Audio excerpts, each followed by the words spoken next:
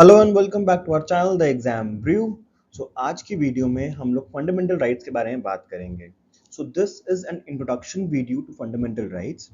Along with this video, I will be posting videos on the detailed discussion on each and every fundamental right, along with the important cases and the questions जो exam में पूछे जाते हैं। आज की video में I will give an introduction to what is fundamental rights. Along with that कुछ questions के बारे में हम लोग बात करेंगे एंड सम इंपॉर्टेंट केसेस जो फंडामेंटल राइट से रिलेटेड हैं। So the key take away from today's lecture will be introduction, some important questions and some important cases. तो ये हमारा आज का टेक अवे रहेगा। So first of all, fundamental rights part 3 में दे रखे हैं कॉन्स्टिट्यूशन ऑफ इंडिया के। This is from article 12 to 25. The idea is taken from Bill of Rights, the Constitution of USA. This is referred to as Magna Carta. This is justiciable and they are guaranteed and protected by the Constitution of India. Now, what is this justiciable? Justiciable का मतलब ये होता है that you can approach the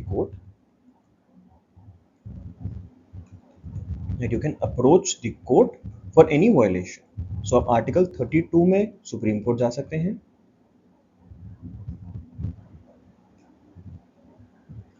and 226 में high court जा सकते हैं। इस एक स्लाइड में से आप क्या क्वेश्चंस बन सकते हैं। नंबर 1, फंडामेंटल राइट्स कौन से पार्ट में दे रखे हैं? तो this is a very important question. कहां से ये आइडिया लिया गया है? Again a very very important question. And are they justiciable और नॉट? ये आपका थर्ड क्वेश्चन है। तो इस स्लाइड से आपके 3 या 4 क्वेश्चंस बहुत आराम से बन सकते हैं, राइट? नाउ एक छोटी सी बात और समझते हैं, फंडामेंटल का मतलब क्या होता है? फंडामेंटल राइट्स जो हैं, what do you mean by this term fundamental rights? Fundamental rights basically आपके कुछ ऐसे राइट्स हैं जो एक इंसान की एग्जिस्टेंस के लिए बहुत ज़्यादा ज़रूरी हैं। अब एक क्वेश्चन ये आ सकता है कि जो फंडामेंटल राइट्स हैं इंडिया में, क्या ये सिटीजन्स के पास हैं? Are these available for citizens और even for non citizens? So constitution के अंदर आपके काफ़ी फंडामेंटल राइट्स हैं जो नॉन सिटीजन्स के लिए भी अवेलेबल हैं और काफ़ी हैं जो सिर्फ सिटीजन्स के लिए अवेलेबल हैं। So by the end of this video I will tell you कौन से राइट्स हैं जो सिर्फ सिटीजन्स के लिए अवेलेबल हैं और कौन से नॉन सिटीजन्स के लिए भी अवेलेबल हैं। So now, like I said, some are available for the citizens and some are available for non-citizens also. अब जो नॉन सिटीजन्स के लिए अवेलेबल हैं वो ऑटोमेटिकली सिटीजन्स के लिए तो अवेलेबल हैं ही हैं। लाइक फॉर एग्जांपल आपका article 21, right to life and personal liberty.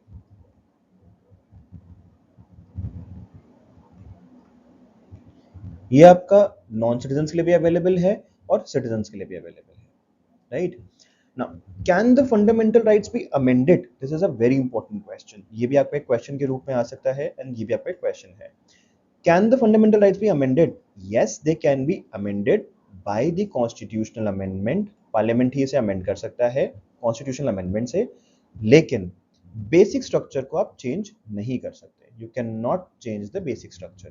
Basic structure, let me remind you, this came in from the case of Kesavananda Bharati versus state of Kerala, जहां पे ये बताया गया था कि पार्लियामेंट के पास कॉन्स्टिट्यूशन को अमेंड करने की पावर है, लेकिन आप बेसिक स्ट्रक्चर को अमेंड नहीं कर सकते, right? Now this is again a very very important question. ये दो आपके बहुत ज्यादा इंपॉर्टेंट क्वेश्चंस हैं। इनको प्लीज आप चाहे स्क्रीनशॉट ले लो इस चीज का या आप इनको लिख लो। These are very important questions. Now, can the fundamental rights be suspended? Yes, they can be suspended during emergency and the article 20 and 21 they cannot be suspended. To 21 I've told you, life and personal liberty, ये आपका इसमें कुछ ऐसे वो है आपका x post facto laws है, या person can not be a witness against himself. और एक तीसरी इसमें ये है कि आप you can not be prosecuted and punish for the same offence twice. उसमें 3 चीजें आती हैं, तो वो 3 चीजें plus life and personal liberty ये आपकी सस्पेंड नहीं की जा सकती। आर्टिकल 19 की हम बात करते हैं तो article 19 gets automatically suspended on the declaration of emergency on grounds of war and external aggression, right? So आपकी जो आपकी नेशनल इमरजेंसी होती है वो 3 ग्राउंड्स पे होती है। So what are those three grounds? This I will tell you in the video which I'll make for emergency. So there are three grounds. अब इसमें there is one war, the next one is external aggression, third one is armed rebellion. इससे पहले था आपका internal disturbances, फिर उसको हटा दिया गया. So now there are three: war, external aggression and armed rebellion. तो आर्म रेबेलियन बेसिकली वो इंटरनल उस चीज इंटरनल प्रोस्पेक्ट्स के लिए है, internal sorry not prospects, internal issues के लिए रहता है. तो अगर आपको कोई वॉर हो रही है या एक्सटर्नल एग्रेशन कुछ भी है, तो इन दोनों चीजों के लिए आपके जो आर्टिकल 19 है that gets automatically suspended. Article 33 and 34 कुछ चीजों की बात करता है, जैसे फॉर एग्जांपल जो आपके आर्म्ड फोर्सेस हैं, जो members of the armed forces हैं, या जो इसमें ब्यूरो में है उसके, या कोई इंटेलिजेंस में है, काउंटर इंटेलिजेंस में है, या टेलीकम्युनिकेशन ऑफ आर्म्ड फोर्सेस में है, उनके लिए पार्ट 3 मॉडिफाई किया जा सकता है. अगर मार्शल लॉ इन फोर्स है किसी जगह पे, तो वहां पे भी पार्ट 3 विल बी मॉडिफाइड. वहां पे आपको पार्ट 3 कुछ रिस्ट्रिक्शंस रहेंगी. ठीक है.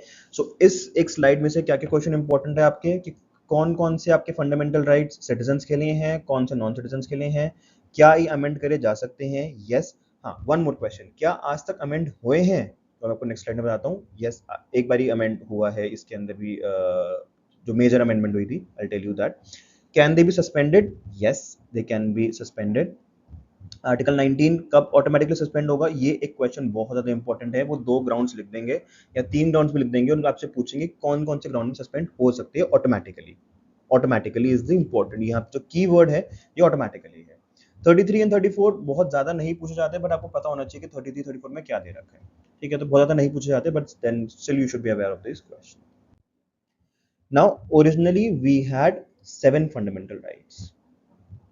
Now we have 6. तो आपका जो राइट टू प्रॉपर्टी है, जो आपका आर्टिकल 31 था, वो 44th कॉन्स्टिट्यूशनल अमेंडमेंट एक्ट से हटा दिया गया था. So now right to property, जो आपका प्रॉपर्टी है, दिस इज फंडामेंटल राइट, वो अब नहीं है, but this is a constitutional right under article 300A. Right. So broadly we have 6 fundamental rights: right to equality, right to religion, right against exploitation, right to freedom of religion, cultural and educational rights, and right against constitutional remedy. ठीक है. This is article 32. मैंने starting में mention किया था ना, अगर आपके fundamental rights violate हो रहे हैं तो आप 32 में कहां जा सकते हो? You can approach the supreme court. Right. अब थोड़ा सा डिटेल में समझते हैं कि फंडामेंटल राइट्स कौन कौन से हैं. तो राइट टू इक्वालिटी में आता है equality before law, prohibition of discrimination on the grounds of religion, race, caste, sex and place of birth. इसको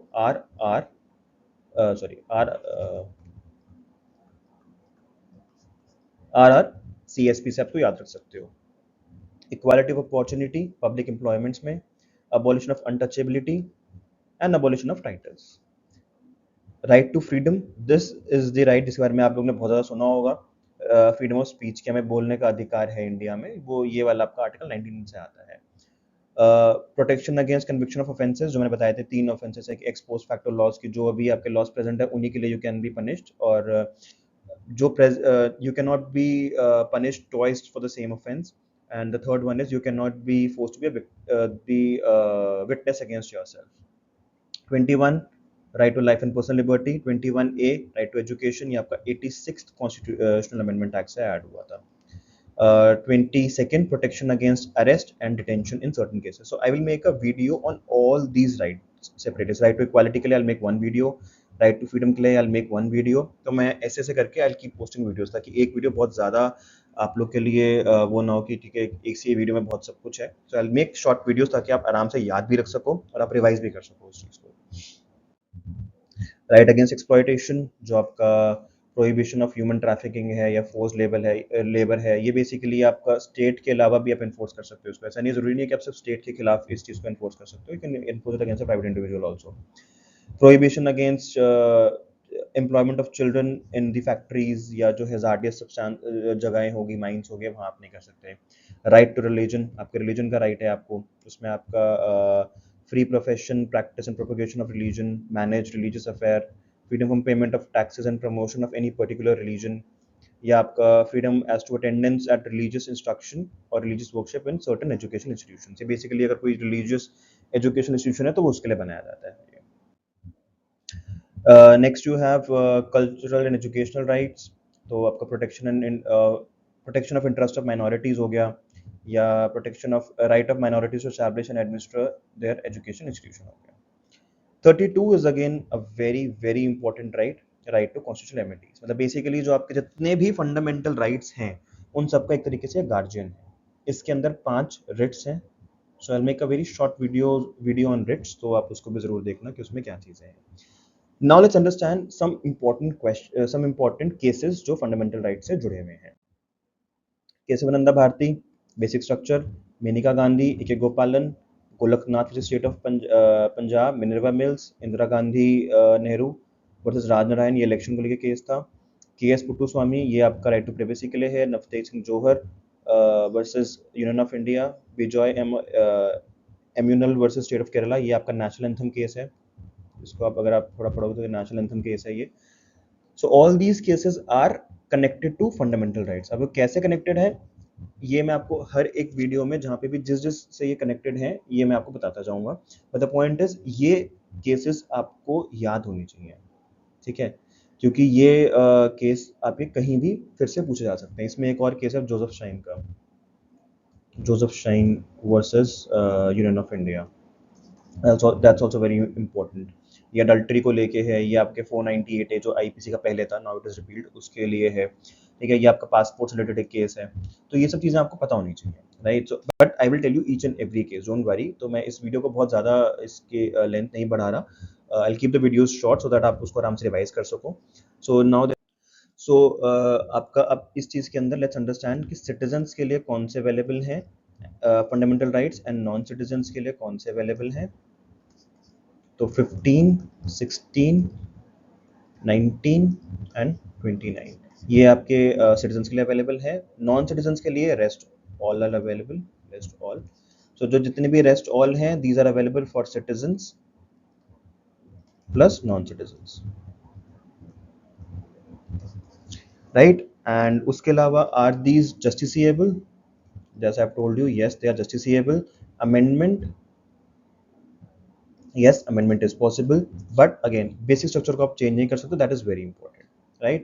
cases I have told you, in cases को मैं डिटेल में डिस्कस करूंगा, don't worry about all these things। मैं हर case को जैसे जैसे वो फंडामेंटल राइट्स में जुड़ेंगे उन सबको मैं जैसे जैसे रिलेटेड होंगे मैं सबको एक्सप्लेन करता जाऊंगा, right। And I'll upload videos on each and every fundamental right, so stay tuned for the next video and do subscribe to our channel। please share it with the aspirants। अगर आपको लगता है हमारी videos अच्छी हैं please do share it with the aspirants। if you have any suggestions, any comments, please do let us know। and also we are posting one question daily on our Instagram channel the exam brew and on our YouTube channel the exam brew, so please do subscribe to us on YouTube and follow us on Instagram for the daily updates। if you want us to make a video on any particular topic of law or current affairs, please do drop in a comment, we'll get back to you। if you have any doubts, if you want one-to-one sessions, please drop in a comment and we'll get back to you। thank you so much and wish you all the very best for exam preparation। thank you।